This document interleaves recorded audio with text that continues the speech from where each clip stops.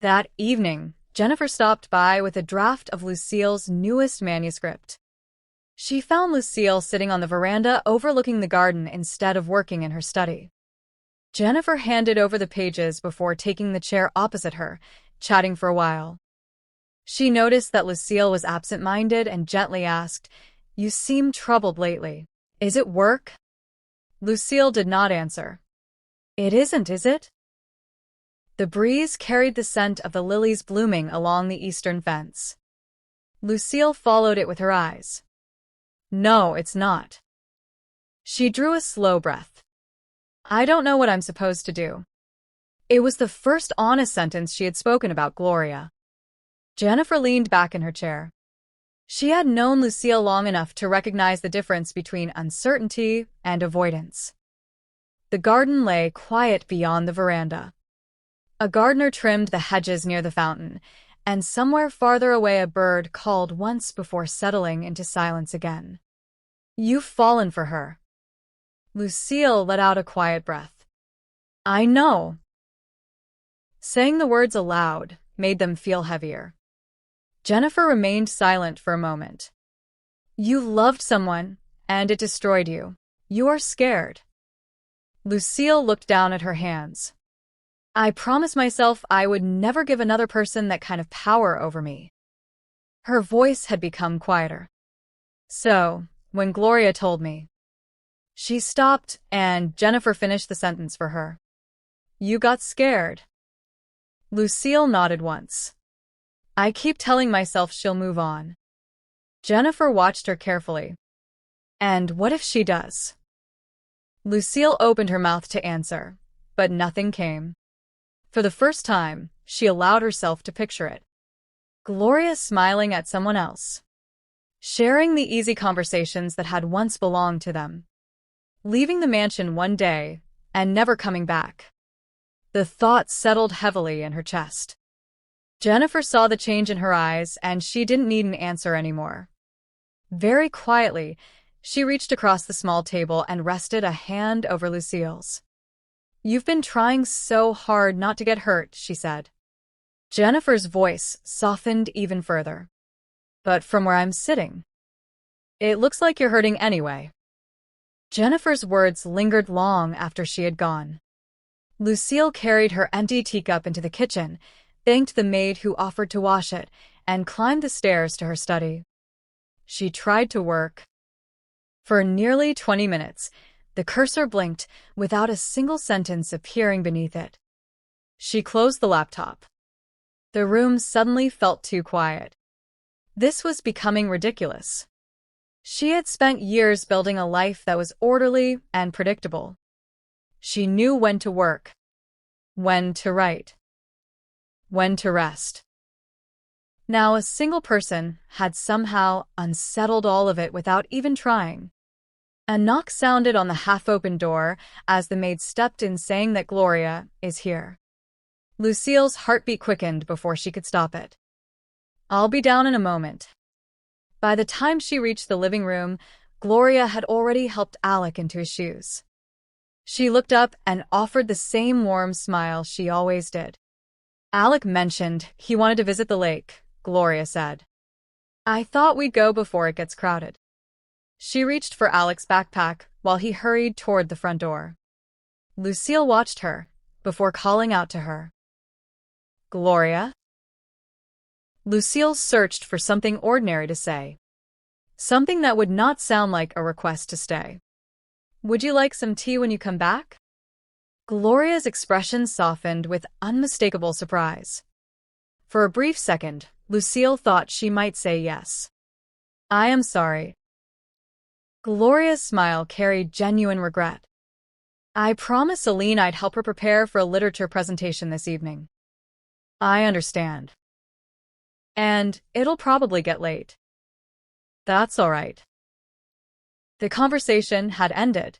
Still, neither seemed ready to walk away first. Finally, Gloria adjusted the strap of her backpack. "I'll see you tomorrow." She left with Alec a moment later. The front door closed gently behind them. Lucille remained where she was. She stared at the empty doorway for several seconds before letting out a slow breath. It had only been an invitation to tea. So, why did the refusal leave such a quiet disappointment behind? She crossed the living room and stopped beside the window, overlooking the driveway. She watched until they disappeared from sight. Only then did she realize what Jennifer had meant. The pain she had been trying so hard to avoid was no longer something she feared might happen someday. It had already begun. She simply hadn't been willing to call it by its name. The following afternoon passed more quietly than most. Lucille had a stack of examination papers spread across her desk.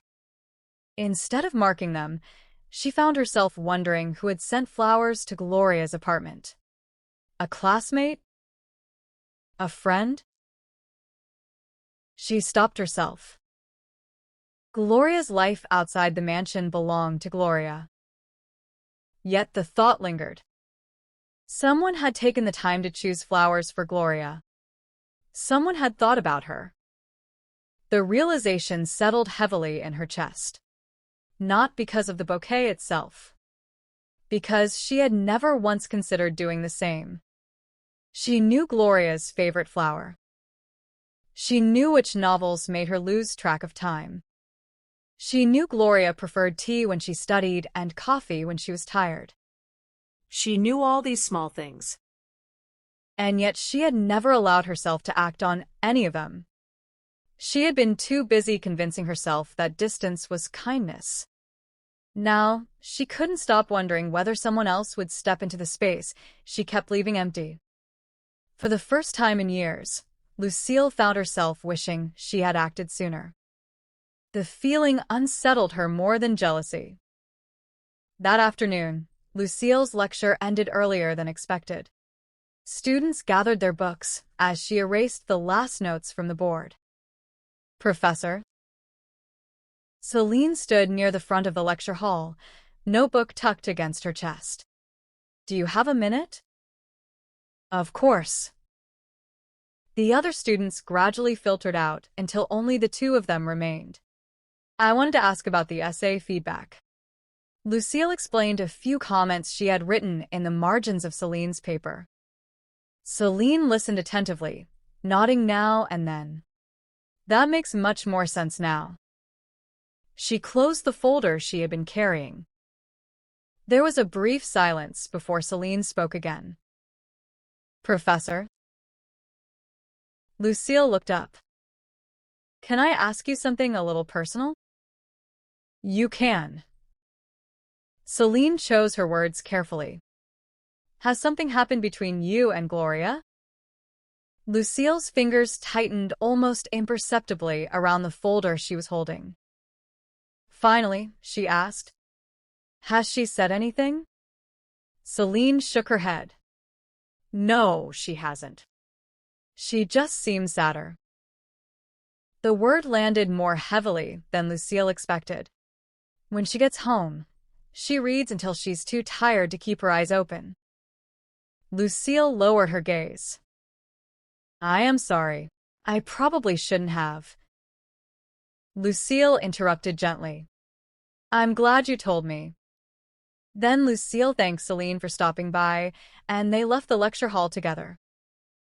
For the first time since the rainy afternoon, Lucille began to wonder whether doing nothing was truly the kinder choice, or whether it was simply the easier one. By the time she turned through the mansion gates, she had reached the same conclusion over and over. Avoiding the situation had solved nothing. It had only made every conversation shorter, every silence heavier. When she stepped inside, the house carried the familiar sounds of evening. A maid was setting the dining table. Somewhere upstairs, Alec laughed. Lucille followed the sound. She found him in the living room with Gloria. Sheets of paper covered the coffee table, and Alec was carefully coloring a picture while Gloria searched for a blue pencil that had rolled beneath the sofa. She looked up as Lucille entered. Good evening. Their eyes met only briefly before Gloria returned her attention to the floor. I found it. She held up the pencil triumphantly, making Alec grin. Lucille smiled despite herself. It was such an ordinary moment. Weeks ago, she would have joined them without a second thought.